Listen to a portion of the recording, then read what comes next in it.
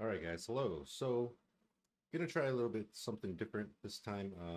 I did the usual video footage with the annotations, kind of describing what I'm trying to do and my thought processes, but I'm also gonna add a little section at the end where I'm gonna elaborate a little bit deeper on it because I think there's some things worth mentioning that annotations can't quite cover. So I'll split them up with timestamps and we'll see if it's helpful. Let me know what you guys think in the comments. All right, let's crack straight into it. Залетные!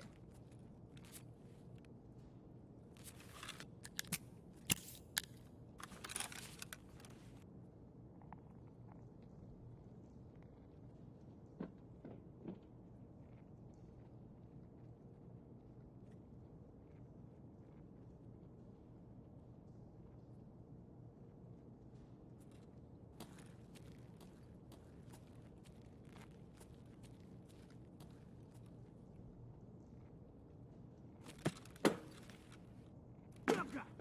Вот! Давай, мочи их!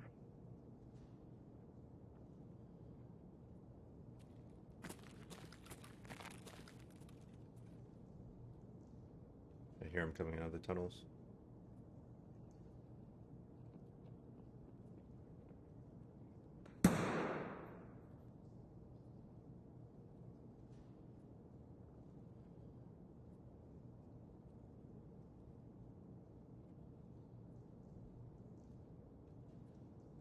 Can't tell if he's up or down.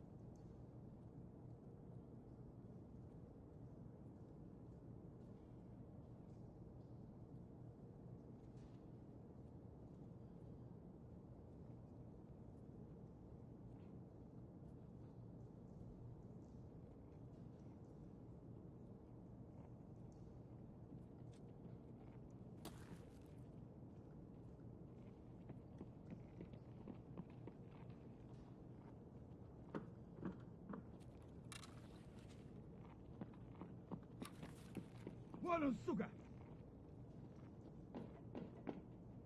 They have flashlights, oh boy. Упырь!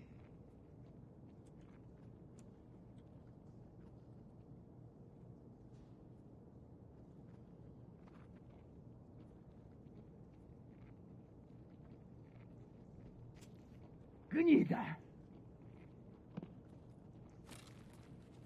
Ах ты ебагла! На, блядь, жри, сука!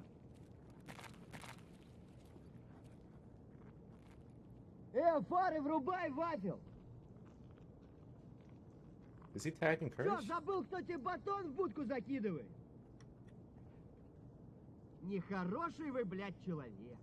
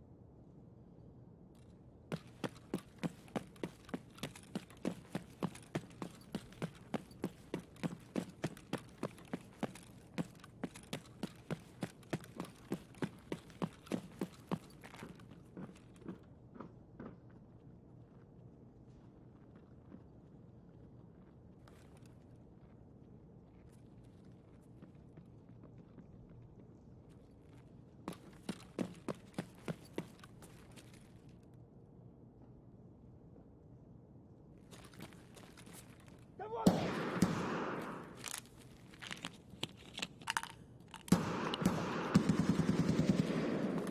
Oh boy.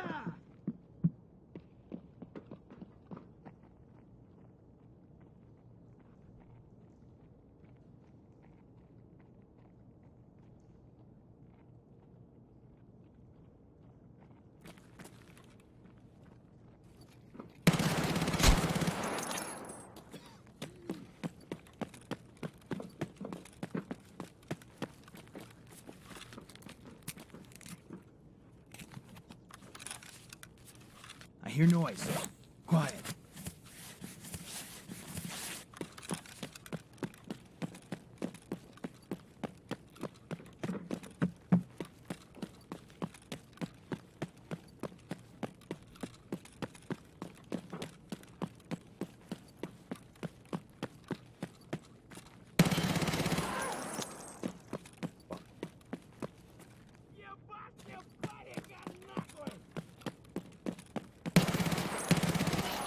Иди, идиот, трахать тебя и всю семью, говно собачье! Жлоб вонючий! Ты засранец вонючий, мать твою, а? Ну иди сюда, попробуй меня трахнуть! Я тебя сам трахну, ублюдок! Ты куда пошел? Граната тут! The fuck are you doing? Вот он!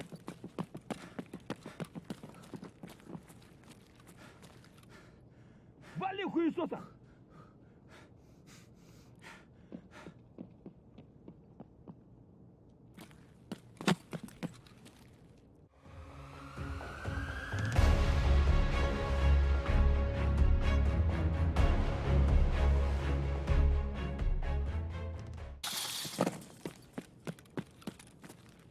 Опачки!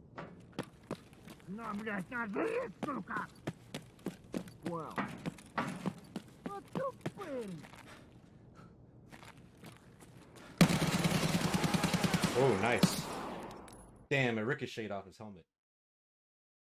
The first thing that we see me do here is immediately I take a propofol and then I start crab walking or crouch walking, whatever you want to call it, being super stealthy. So the reason that I take a propofol into these factory raids is so that I can use a painkiller right away. It's also a good combat sim because it provides regeneration, but this difference in time between taking an ibuprofen and the animation of opening everything and just injecting yourself with a stimulant is often enough time to decide whether you live or die, because immediately straight ahead here there's a guy that usually spawns in the red room over there behind that white thing, and usually people will start rushing directly over here, and then that's the first fight that you take. So by taking a propofol, you make sure that you have your gun up and you're not busy opening a bottle of ibuprofen while he's rushing over to you, or more than one person could be rushing. But also immediately I start crouch walking, and the reason for that is because I want to minimize the amount of sound that I'm making off the spawn so that people don't know if I spawned here or not, which leaves them open to possibly making mistakes by running over here the wrong way. Until you get information on where the enemy is, you want to minimize the amount of information that the enemy can get from you. And on a map like Factory that's so small, a lot of that's going to be audio based. So right here, I heard a guy. It would sound like he was moving left to right. Now, I don't know what that is, but he didn't. There was a window of time to take advantage of this opportunity. Now that I know his location, I want to decide on a plan of action. You don't want to just sit here for forever and try to rely on him making the mistake of pushing into you. Instead, you want to decide, how am I going to go about engaging the target now that I have enough information of his location? So once I decided where he was, I set myself up here. I confirmed his location with audio, and then I did an aggressive push here where I peeked in one motion. So by not moving and then suddenly moving aggressively and then getting my gun up and using the audio to decide where he was, in one motion, he gets minimal information that I'm going to conduct a peek, and I'm already ready to shoot. So if that had been a player, he most likely would have died right here. He was a bit off to the side and could have got to cover, but by moving aggressively and decisively and thinking ahead of time, I'm not leaving the enemy much chance to adapt or react quickly enough to save himself. Now, another thing I didn't want to do is I didn't want to shoot the scav, because it's just a scav and they can provide more information on the map by staying alive than if I were to waste my ammo shooting him. And if I had shot him, it would have also given an indicator to the other enemy PMCs where exactly I was, that I did in fact spawn here, and what gun I had, which the PPSH is a good gun, but it's not the best gun, and a lot of people will push you if they hear that you have one because they think it'll be an easy kill. It's usually used by low level players.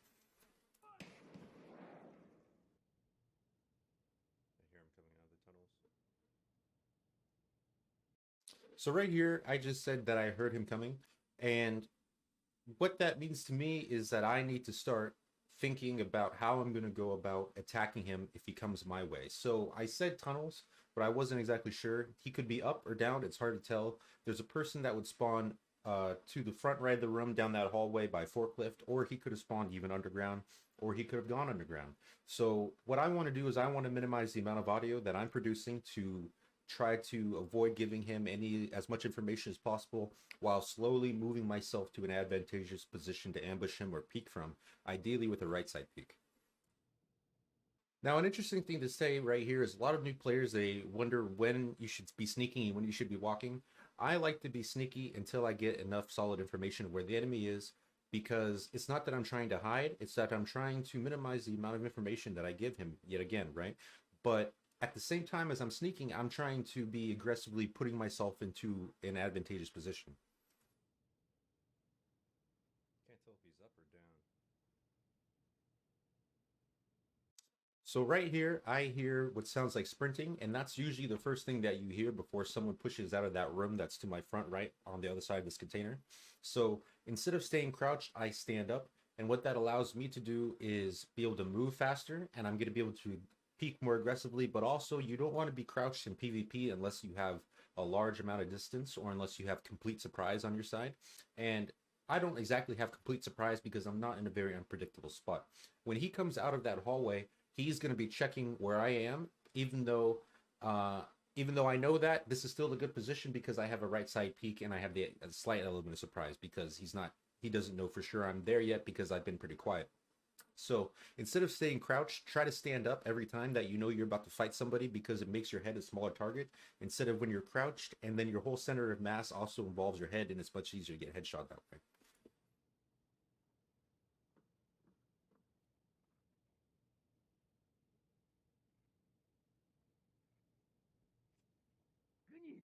So right here is when things started to get more serious. So I saw the scav looking underground, and the reason that I took that for a sign that the PMC was down there is not just because he was looking down there, because sometimes they do that, and that doesn't always mean there's a player, but because of the audio that I've been tracking this whole time, he either came from the hallway that scav just came from, or he came from underground.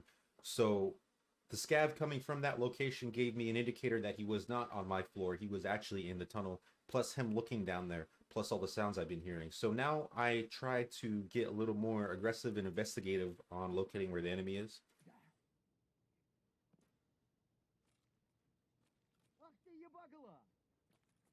So right there, I heard what sounded like someone falling from, a height, made that little jumpy sound. Well, scavs now make that sound, and since they implemented that change, it's kind of been throwing me off a little bit because it's harder to tell if it's a scav or not. But instead of what I was going to do before I heard that sound, because I didn't actually hear the scav walk up, was I was going to start peeking the lower tunnel and try to get eyes on the enemy to figure out exactly where they're at. But as soon as I heard that person fall from a height, I needed to go back on the defensive, because if that was a PMC, then I was going to get flanked, and you don't want to start an aggressive maneuver when you're pinched in between two squads, obviously, right? So I need to spend more time getting more information, and that information came quick because the scav voice line, which said to me basically, okay, I don't need to worry about this so much, I just need to worry about line of sight, and I need to focus on narrowing down what sounds are exactly what, and which sounds are the people.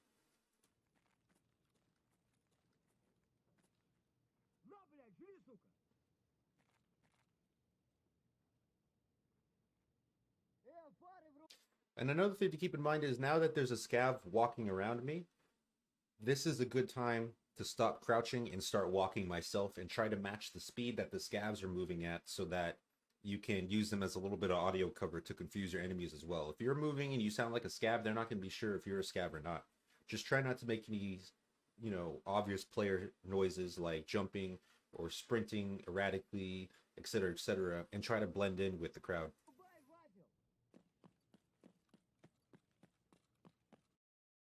Okay, so right there, what I decided to do was I decided just to kind of be more aggressive. Now that I have enough information of what's not a player and I know there's nothing around me, I need to start trying to bait the enemy into revealing themselves or start eliminating possible position they could be in and gaining more information.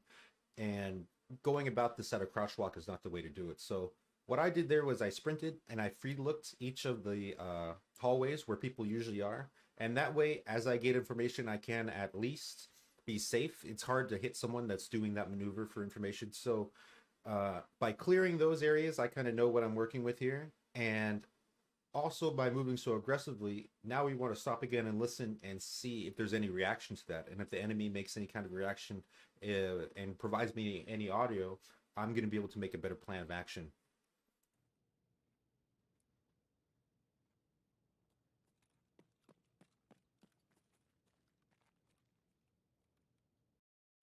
So this was a very difficult situation to be in because I had 2 to 3 footsteps moving around me in different areas, all giving different sound cues, and I had no idea what was a person and what wasn't. So as soon as I heard that ADSing, I decided to get aggressive on it and try to figure out if it was a person or not. And figure I didn't know where they were, but it sounded like they were down that hallway. Now, what that sound probably was that scab that I saw earlier up top. But there's really no way to know that unless you visually investigate it or do some sort of action to get a reaction. But as soon as I pushed down to clear that other hallway that I just cleared, I looked back, I heard something, I looked back, and I saw a guy peek me for like a half second around the corner that I'm aiming at here. Now, I don't know what it was. I barely got a good look at it, but in this situation, I'm screwed if this guy gets aggressive on me because I'm standing in the middle of the open and he's very far away for the gun that I have. Plus, he has a right side peek. Plus, he probably knows how to PvP because he did a very quick peek for information right there. And you know the next thing coming after you see someone trying to get information on you is a spray of bullets. So what I did here was I decided to put down suppressive fire so that he'd be more cautious on peeking me, thinking I'm holding the angle, and then reposition to a new angle so that I'm not standing in the same location where he last saw me in.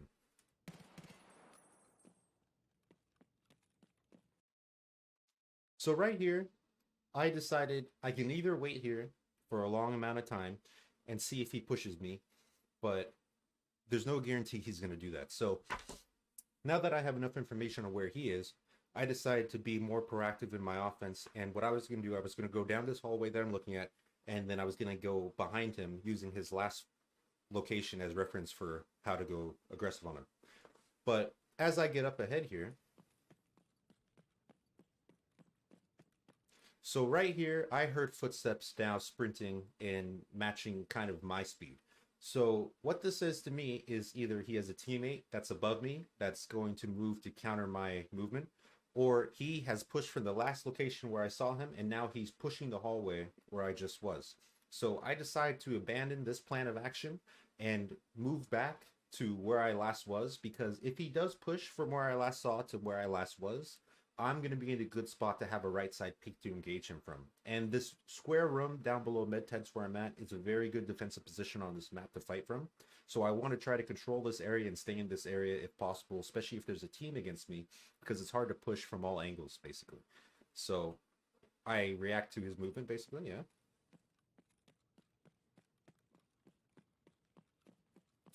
And once I get to a location, once I double back, I go to a location where I have a nice amount of cover, a right side peek, and I try to get more information.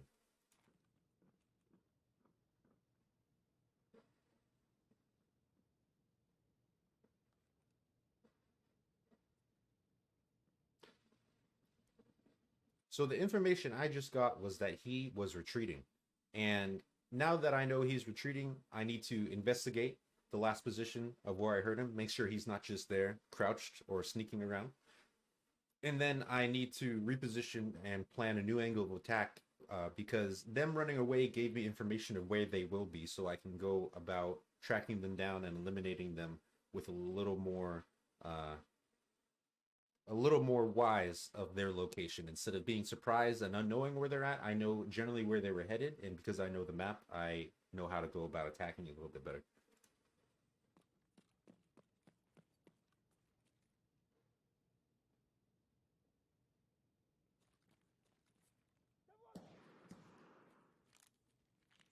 So now that we have a plan to attack the enemy, we want to make sure we're properly prepared by being on painkillers.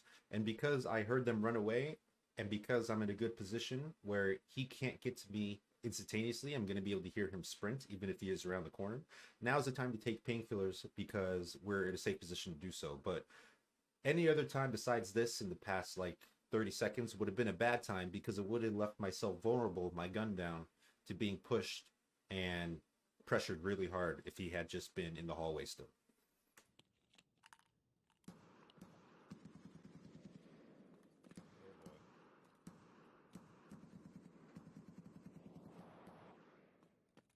So all that gunfighting we just heard is also providing us information because as a solo player, you always want to try to get as much information as you can to know where you're up against. And what we just heard there were two different sets of guns at the very least shooting, which indicates at least two people. And the way we can tell that that's people and not scavs is because of the rhythm of their gunshots. Scavs shoot very repetitively and very predictably. They never really full auto, and they don't do erratic shooting. So they're very consistent because they're AI, right? So learn to tell the difference between PMC shots, human shots, and AI shots, and then try to count the different types of guns or how many different guns fire, but also try to learn what each gun sounds like and use that information to figure out what kind of gear they have. Now, I don't know exactly what was just shooting, and it's not important. The most important part to take away from that is try to count how many different people are shooting and the squad size based on that.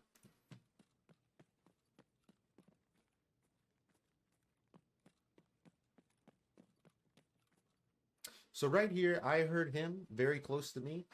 And now that I know there's more than one, I don't want to just head up the stairs and get on their level and just start going at them because not only could they possibly flank me right here, but running directly into more than one person is a really easy way to die in this game. So I need to figure out exactly where they're at. The area where I heard him has a lot of cover, a lot of hiding places, and several sections that are broken up by walls. And I don't want to just head up the stairs and have him right in front of me and his teammate be right there. I want to try to spend a little more time and try to track the audio using my map knowledge to figure out exactly what portion he's in, and then put myself in a location that's advantageous to fight him from, while knowing as accurately as possible where he's at.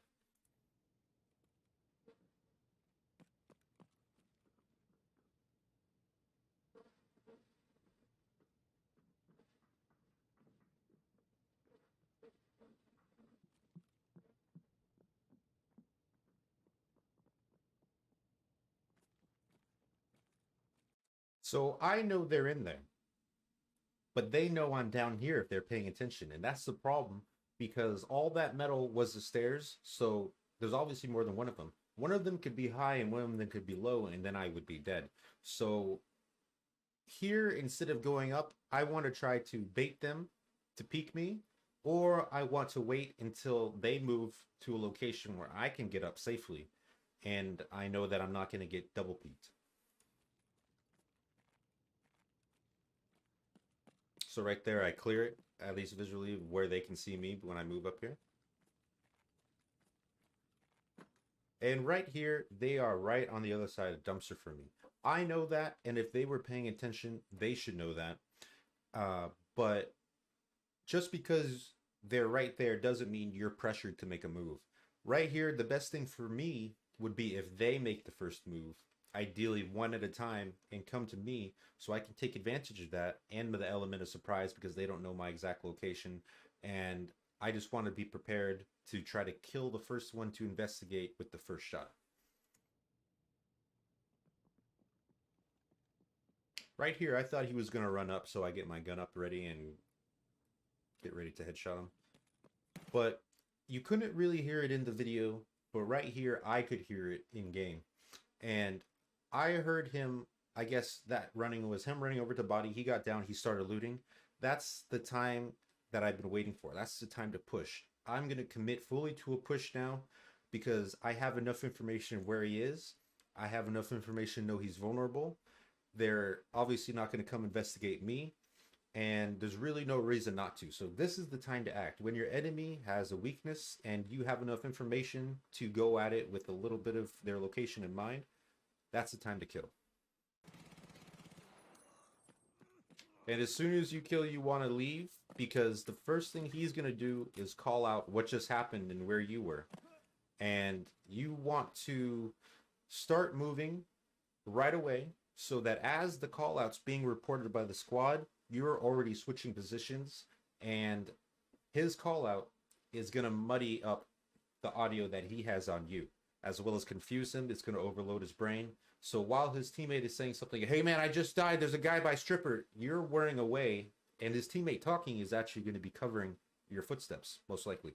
Depends on how good the comms are for the squad, but imagine that as soon as you kill a member of the squad, they're calling out where you're at, and that's the amount of time that you have to move positions, especially before they get eyes on your location. Lastly, here we get to this point where the guy was running away and I was trying to cut him off. Right here, I stopped to catch my breath to make sure I had enough stamina to maneuver, and I didn't know exactly where he was because there was about 3 different places he could have gone. He could have gone far right against the wall, run to the extract. He could have gone underground, or he could have still been in the office hallway where I last heard him. But here I turned the corner, and there he is. Now I made a mistake here. Kind of. The best ideal maneuver would have been to carefully peek and clear it and pie off the angles, cover to cover. But instead I kind of just walked out there because I'm just having fun. But he made a good play by holding position and getting information himself and then springing an ambush. And right here, you can't see it in the video, but I saw my first shot snapped his head back. Now maybe it wasn't a headshot. I'm not entirely sure because all that crap that happens when you get shot in Tarkov. But let's assume that it was a headshot, and that's okay. But the important lesson to remember here is it's always a risk, even if you do everything right, even if your aim is tight.